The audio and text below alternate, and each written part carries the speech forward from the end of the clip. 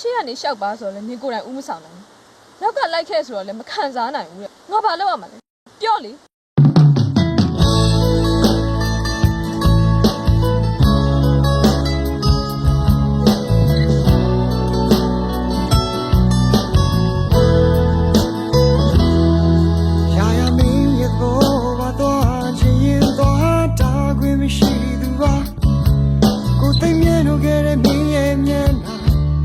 ဆုံးကြည့်ဝင်လေတော့ရချင်မိတယ်